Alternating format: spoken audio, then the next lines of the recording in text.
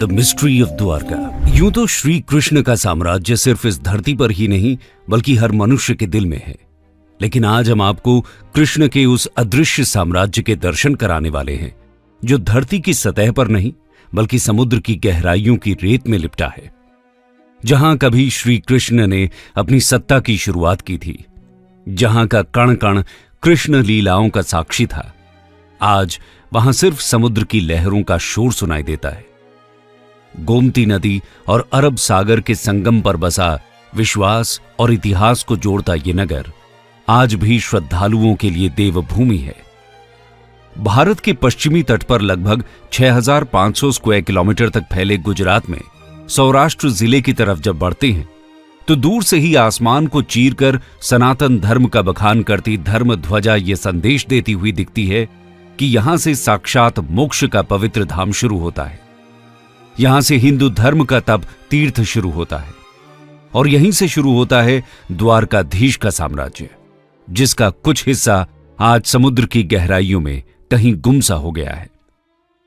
आज हम आपको श्री कृष्ण के द्वारका शहर की खोज के विषय में बताने वाले हैं, जो अद्भुत है, अकल्पनीय है, अविश्वसनीय है, जिसे स्वयं श्री कृष्ण ने बसाया था, जहां पर वो अपनी प्रजा के साथ रहते थे, जहां उनका राजपाट था। लेकिन आखिर ऐसा क्या हुआ था कि ये पूरा साम्राज्य समुद्र की अनंत गहराइयों में समा गया? तो चलिए जानते हैं इसके पीछे के रहस्य को। The sunken city of Dwarka, a legend और अ मिथ। कई द्वारों का शहर द्वारका भारत के 7 पवित्र तीर्थ स्थलों में से एक है। यह न केवल धार्मिक रूप से बल्कि पुरातात्विक रूप से भी महत्वपूर्ण है। गुजरात राज्य में सौराष्ट्र प्रायद्वीप के पश्चिमी सिरे पर स्थित द्वारका 4 धामों में से एक और यात्रा के लिए सप्तपुरी शहर यानी 7 पवित्र शहरों में से एक के रूप में जानी जाती है।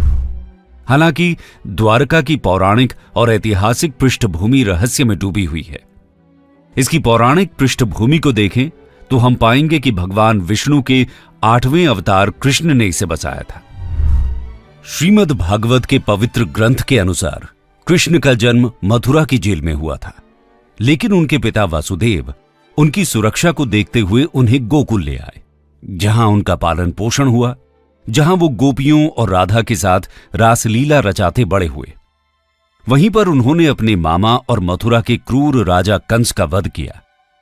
कंस के ससुर जरासंध के 18 बार मथुरा पर आक्रमण करने के कारण वो सारी प्रजा को लेकर पश्चिम की ओर निकल गए, जहां पर भगवान श्री कृष्ण ने एक द्वीप शहर स्थापित करने का निर्णय लिया। पौराणिक ग्रंथों की माने तो श्री कृष्ण ने द्वारका बसाने के लिए समुद्र देवता से जमीन ली और महान आर्किटेक्चर विश्वकर्मा से रातों रात द्वारका का निर्माण करवाया। विशाल दीवारों से घिरी ये नगरी वास्तुकला की बेहतरीन मिसाल थी। धन दौलत से समृद्ध इस नगर के दरवाजे सोने के थे। हिंदू पुराणों की माने तो द्वारका का निर्माण कृष्ण ने कुशस्थली नामक स्थान के निकट किया था। शहर तेजी से उभरा। इसमें लगभग 900 महलों में हजारों लोग रहते थे। शहर पूरी तरह से किलेबंद था और केवल जहाज द्वारा ही यहां तक पहुंचा जा सकता था। लेकिन श्री कृष्ण ने जिस शहर को इतने प्यार से समुद्र के बीच में बसाया, वो शानदार शहर उसी समुद्र में डूब गया। द्वारका का ये खोया हुआ शहर आज दुनिया भर में चर्चा का विषय बन गया है। लेकिन सवाल अभी भी वही है कि ये डूबा कैसे? दोस्तों, द्वारका नगरी के डूबने के पीछे कई तरह की कहानियां और मिथक फैले हुए हैं। महाभारत के अनुसार श्री कृष्ण पांडवों की तरफ से महाभारत के युद्ध में शामिल हुए थे और इस युद्ध में पांडवों की जीत हुई थी और कौरवों की हार। 100 पुत्रों के शोक से दुखी गांधारी ने क्रोध में आकर श्री कृष्ण को श्राप दे दिया कि जिस तरह कौरवों के वंश का नाश हुआ है, ठीक उसी प्रकार पूरे यदुवंश का भी नाश होगा। धीरे धीरे द्वारका में हालात तनावपूर्ण होने लगे। उसके पश्चात सभी यदुवंशी आपस में लड़ लड़कर मरने लगे थे। सभी यदुवंशियों की मृत्यु के बाद बलराम ने भी अपना शरीर त्याग दिया। बलराम के देह त्यागने के बाद श्री कृष्ण उदास होकर वन में विचरण करने लगे। घूमते घूमते वे एक स्थान पर बैठ गए और गांधारी द्वारा दिए गए श्राप के बारे में विचार करने लगे और फिर एक पेड़ की छांव में बैठ गए। इसी समय जरा नामक एक शिकारी का बाण उनके पैर में आकर लगा, जिसने दूर से उनके पैर के अंगूठे को हिरण का मुख समझकर बाण चला दिया था। जब वो शिकारी शिकार उठाने पहुंचा तो श्री कृष्ण को देखकर क्षमा मांगने लगा। कान्हा ने उसे अभयदान देकर देह त्याग दी। अर्जुन को कृष्ण के देह त्याग का जब संदेश मिला तो वो बहुत दुखी हुए। इसके बाद अर्जुन ने द्वारका पहुंचकर वासुदेव जी से कहा कि वो नगर में शेष बचे सभी लोगों को हस्तिनापुर चलने की तैयारी का आदेश दें। फिर अर्जुन ने प्रभास क्षेत्र जाकर सभी यदुवंशियों का अंतिम संस्कार किया। अगले दिन वासुदेव जी ने प्राण त्याग दिए। उस पर उनका अंतिम संस्कार कर अर्जुन सभी महिलाओं और बच्चों को लेकर द्वारका से निकल गए। जैसे ही उन लोगों ने नगर छोड़ा, द्वारका का राजमहल और नगरी समुद्र में समा गई। प्रचलित कहानियों के मुताबिक माता गांधारी के अलावा दूसरा श्राप ऋषियों द्वारा श्री कृष्ण के पुत्र साम्ब को दिया गया था। दरअसल एक बार महर्षि विश्वामित्र, देवऋषि नारद और कण्व द्वारका गए। तब यादव वंश के कुछ लड़के ऋषियों के साथ उपहास करने के प्रयोजन से श्री कृष्ण के पुत्र साम्ब को स्त्री वेश में ले गए और ऋषियों से कहा कि यह स्त्री गर्भवती है, आप इसके गर्भ में पल रहे शिशु के बारे में बताइए कि क्या जन्म लेगा। ऋषियों ने अपना अपमान होता देख श्राप दिया कि इसके गर्भ से मुसल उत्पन्न होगा और उस मुसल से समस्त यदुवंशी कुल का विनाश होगा। महाभारत के 23वें और 34वें श्लोक के अनुसार जिस दिन कृष्ण 125 साल के बाद आध्यात्मिक दुनिया में शामिल होने के लिए पृथ्वी छोड़ गए थे, उसी दिन शहर अरब सागर में डूब गया था और यही वो समय था जब कलयुग की शुरुआत हुई थी। समुद्र के देवता ने भूमि को एक बार फिर से वापस ले लिया, द्वारका के खोए हुए शहर को डुबो दिया, लेकिन भगवान कृष्ण के महल को बचा लिया। यह भी कहा जाता है कि खोई हुई द्वारका नगरी पर एक उड़ने वाली मशीन जहाज द्वारा हमला किया गया था। यह लड़ाई एलियंस सिद्धांतकारों की रुचि को बढ़ाती है, क्योंकि ऐसा लगता है कि यह लड़ाई तकनीक और शक्तिशाली हथियारों के साथ लड़ी गई थी।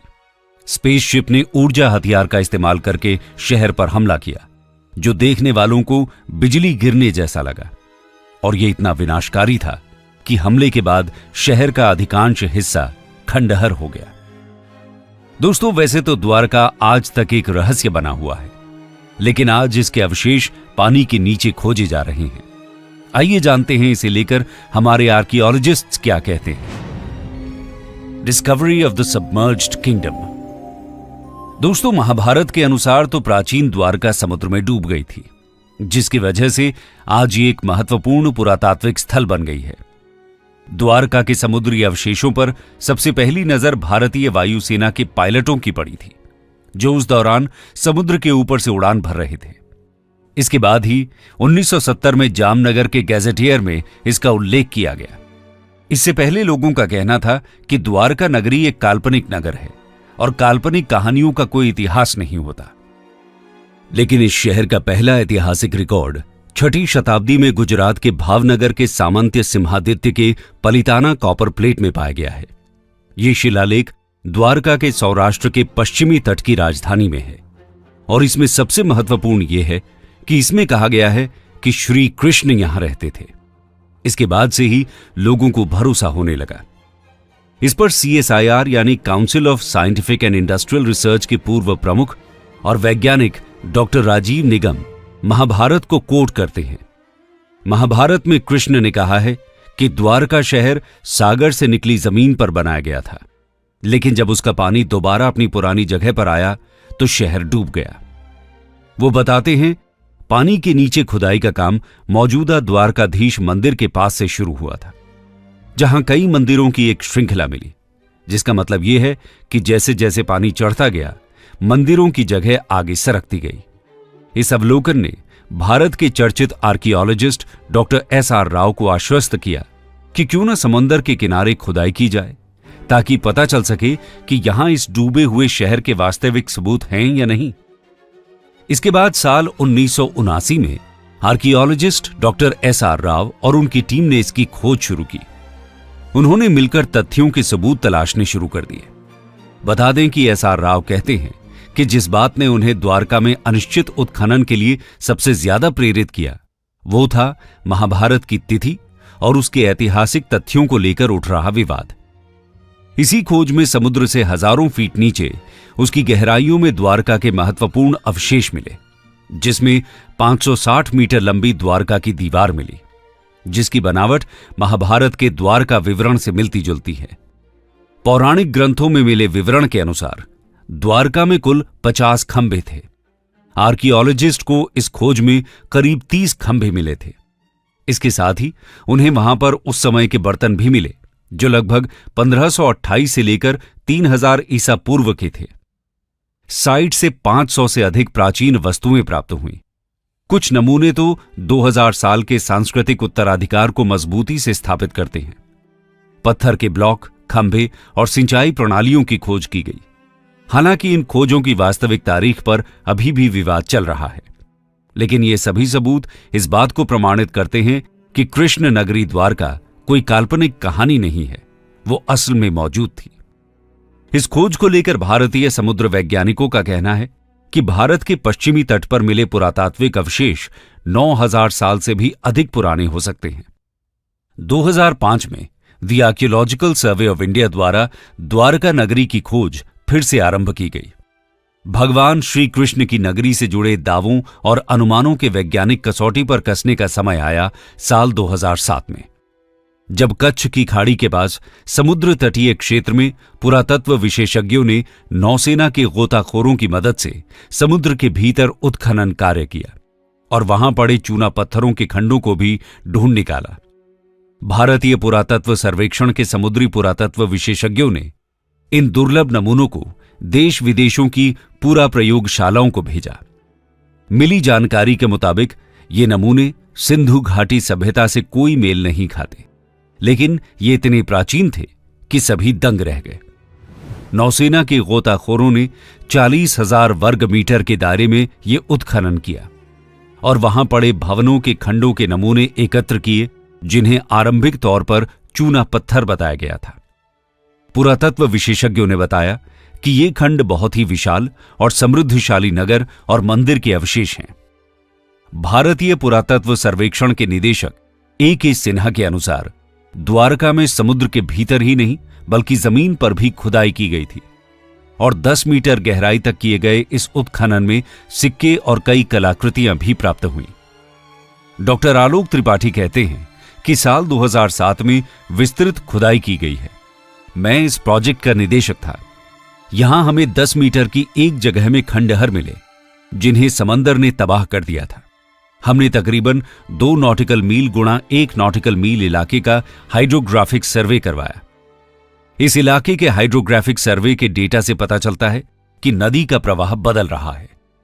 नौसेना के साथ चलाए गए इस तीसरे अभियान के शुरुआती नतीजों की जानकारी देते हुए भारतीय पुरातात्विक सर्वेक्षण के समुद्री पुरातात्विक विशेषज्ञों ने बताया कि इन दुर्लभ नमूनों को देश में ही नहीं बल्कि विदेश की प्रयोगशालाओं को भेजा गया और वहां से मिली जानकारी और कार्बन डेटिंग शोध के मुताबिक ये नमूने 9500 साल पुराने हैं। विदेशी वैज्ञानिक भी इस बात को जानकर हैरान थे। इन सैंपल्स को विदेशी प्रयोगशालाओं में भेजने का असली मकसद यही था कि इन पर किसी भी तरह का कोई शक न रहे। इस स्थान पर बड़ी संख्या में लंगर पाए गए, जिससे पता चलता है कि द्वारका एक ऐतिहासिक बंदरगाह था और उसने 15वीं से 18वीं शताब्दी तक भारतीय और अरबी क्षेत्रों के बीच व्यापारिक संपर्कों में भूमिका निभाई होगी। संस्कृत में द्वारका शब्द का अर्थ द्वार या दरवाजा है, जो संकेत देता है कि ये प्राचीन बंदरगाह शहर भारत आने वाले विदेशी नाविकों के लिए एक पहुंच बिंदु के रूप में कार्य करता होगा। पुरातत्वविद अब प्राचीन शहर की दीवारों की नींव की खोज के लिए पानी के नीचे खुदाई की तैयारी कर रहे हैं।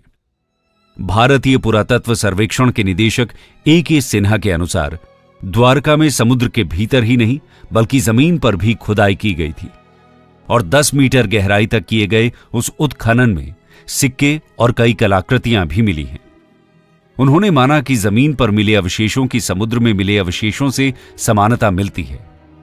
इस विषय पर जानकारी देते हुए भारत के समुद्र तकनीकी विभाग के मंत्री रहे मुरली मनोहर जोशी ने बताया था कि ध्वनि चित्रों से मानव निर्मित शिल्प का पता तो चला ही है, साथ ही एक प्राचीन नदी का भी पता लगाया गया है जो 9 किलोमीटर तक लंबी है और इसके किनारे पर ही इस प्राचीन सभ्यता के अवशेष और शिल्प पाए गए हैं। समुद्र तल से जो शिल्प निकाले गए उनका भी कार्बन डेटिंग शोध किया गया, जिससे यह पता चला कि वो भी करीब 9000 साल पुराने हैं। ये शिल्प लकड़ियों के हैं और इसमें दरार पड़ने के चिन्ह हैं। मुरली मनोहर जोशी ने कहा कि उनके मंत्रालय ने इस खोज का अध्ययन करने के लिए एक दल बनाया था, जिसका काम इस खोज को आगे बढ़ाना और यह पता लगाना था कि इस इलाके के प्राचीन स्थानों से क्या संबंध है। दोस्तों, पुराणों और धर्म ग्रंथों में वर्णित प्राचीन द्वारका नगरी और उसके समुद्र में समा जाने से जुड़े रहस्यों का पता लगाने का कार्य पिछले कई सालों से रुका पड़ा था। Archaeologist A.K. सिन्हा ने कहा कि पानी में खोज के कार्यों के लिए बड़े आधारभूत संरचना की जरूरत है। प्राचीन द्वारका नगरी की खोज जैसी बड़ी परियोजना के लिए समुद्र में प्लेटफॉर्म और काफी एक्सपीरियंस वाले गोताखोरों की जरूरत होती है जो पानी में गहराई तक जा सके। द्वारका नगरी के समुद्र में समा जाने के रहस्य के बारे में पूछे जाने पर A.K. सिन्हा का कहना है कि द्वारका नगरी का एक बड़ा हिस्सा समुद्र में डूब गया था, लेकिन इसके कारण को लेकर पूरे दावे के साथ कुछ भी नहीं कहा जा सकता। द्वारका नगरी के नष्ट होने के मत पर कई सवाल उठते हैं। कोई कहता है कि यह कोई प्राकृतिक घटना का काम हो सकता है, लेकिन कुछ वैज्ञानिकों का कहना है कि 9000 साल पहले जब हिम युग समाप्त हुआ तो समुद्र का जल स्तर इस कदर बढ़ा कि उसमें देश दुनिया के कई बड़े शहर डूब गए। उन्हीं शहरों में से एक द्वारका भी था। एक सिद्धांत के अनुसार खोया हुआ द्वारका शहर लगभग 3500 साल पहले पुनः प्राप्त भूमि पर बनाया गया था और समुद्र का स्तर बढ़ने पर पानी में डूब गया था। वैज्ञानिक अध्ययनों से पता चला है कि 1000 ईस्वी में अपने वर्तमान स्तर तक पहुंचने से पहले क्षेत्र में समुद्र का स्तर कई बार बढ़ा और घटा है। समुद्र के स्तर में यह परिवर्तन भूवैज्ञानिक गड़बड़ी से लेकर तटीय कटाव तक किसी भी कारण से हो सकता है।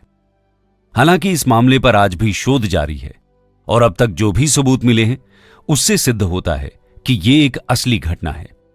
हमारे बीच एक और सबूत यह भी है कि महाभारत में जिन 35 शहरों के बारे में लिखा हुआ है वो आज भी हमारे बीच मौजूद हैं।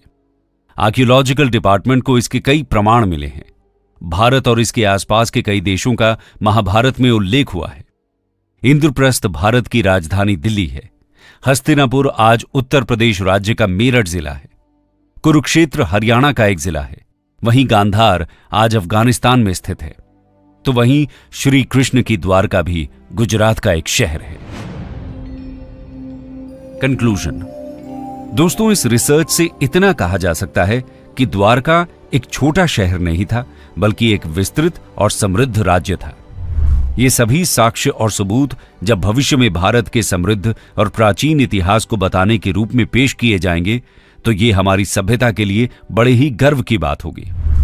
दोस्तों, आपका इस विषय पर क्या कहना है?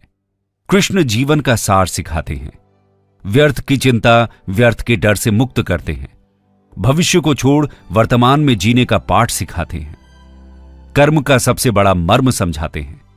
पर आज श्री कृष्ण के निशानियों के साक्षात दर्शन के लिए आवश्यक है कि समुद्र का मंथन एक बार और हो और जो शुरू किया जाए उसे निष्कर्ष तक पहुंचाया जाए।